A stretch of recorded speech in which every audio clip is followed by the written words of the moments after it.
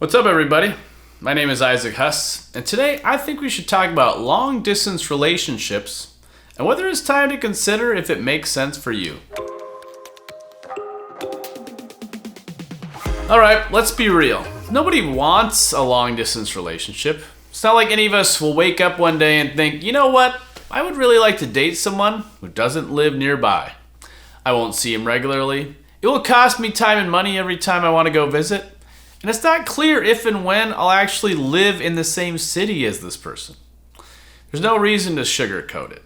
When it comes to dating someone new, at least if you're interested in a serious, committed relationship, we would all obviously prefer to date someone local. But what if you're not meeting anyone local?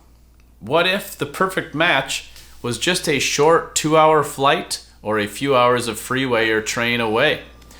What if you had a magical indexed photo verified source of literally thousands of single potential significant others at your fingertips, and all it took was an open mind?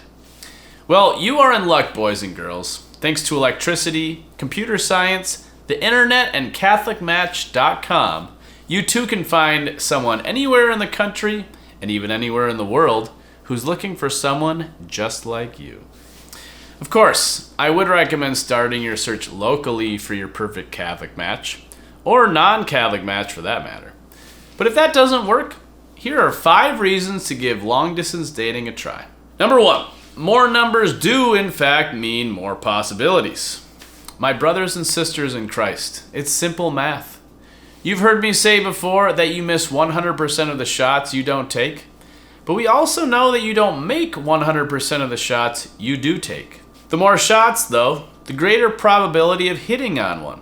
And in particular, hitting on the last shot you'll ever need to take. Don't believe me? All you have to do is adjust your search parameters to find out just how many more fishes there really are in the sea. Number 2, less drama. Or another way of putting it, if you've already tried your hand at dating locally, you know just how small of a pond the local Catholic dating scene can sometimes be. There are very often just a select few number of parishes where the single Catholics attend. And generally speaking, everyone seems to know each other. Those of us who do end up dating one or two of the good, marriageable Catholic women in the area can find themselves unable to date any others because of the single fact that all women are friends with each other, and there is just simply too much overlap for some people's tastes, maybe even your own. Searching and finding someone outside of your city or state means that you instantly multiply your possibilities, sometimes 10 or even 100-fold. You instantly break out of any social bubbles you may be stuck in, and you no longer have to worry about offending anyone or otherwise stepping on anyone's toes. And if that doesn't work out, you don't have to be reminded every time you see her at the next local Catholic event, because she won't be there. Number 3, market dynamics. Like it or hate it, the modern dating game is not immune to the most basic and strongest economic forces, aka supply and demand. Some metropolitan areas are going to be more heavily saturated with marriageable women, and therefore the men will be in higher demand, and vice versa. In some areas, men will be more willing and able to pursue women, whereas in other areas, the women may generally speaking be more assertive, simply because they've learned they have to be. Some areas will have more professional type A women, and others will have more women aiming to opt out of careers altogether with the goal of ruling the domestic roost. Some areas lean more left or right, modern or traditional, rural or urban, diverse or homogenized, and so on and so forth. As I myself moved from my 20s into my 30s, for instance, it became more clear just where it was more normal to be single into your 30s, and which cities and regions were harder to be dating in past the big 3-0.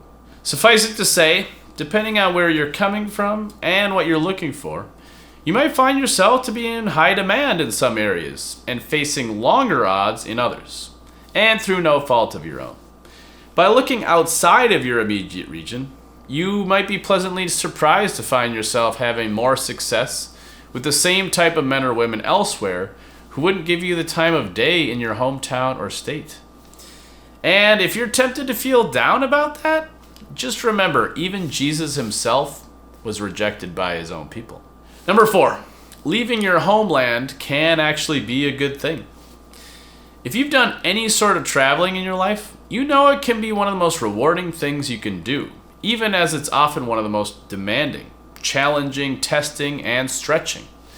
And if you haven't, well, I'd recommend getting on that ASAP. Getting out of your house, out of your hometown, and especially out of your own culture can be just what the doctor ordered. Not unlike hopping out of a hot tub and right into an ice bath. It can be terribly uncomfortable and even a veritable shock to the system. But it's exactly the same disorientation that makes it so enjoyable in the short term and also valuable in the long. The sudden jarring move out of your comfort zone is simultaneously exhilarating in the moment and also serves to help you see the familiar with new eyes. Not unlike how the return to the hot tub is even more warm and cozy even after a minute or two exposed to the cold. By getting out of your comfort zones, even for a short period of time, we are better able to expand our horizons beyond the limited ways we have thus far seen the world, and potential romantic partners in it, the way we see ourselves, and even our understanding of God himself. Finally, trying to survive and thrive in a new place can be a humbling thing, and require us to rely on other people in a way we haven't perhaps had to do much in our entire adult lives. And a state of life where you actually need other people and a community and communion of persons is a must-have as opposed to a nice-to-have is actually an excellent way to actually prepare yourself for marriage. Have you ever been on a date that went so well you literally couldn't wait to see the person again? You might even be inclined to plan the next date before the first one is even over, maybe even for the next day.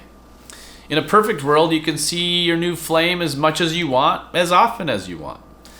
Spoiler alert, when you're dating long distance, that's probably not possible.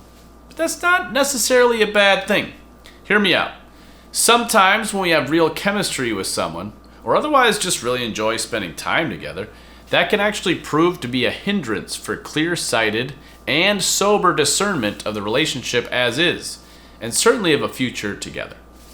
Distance, for all its downsides, can serve to help you be more actively engaged in what is happening and where it's going or not going. It takes work. It takes good communication.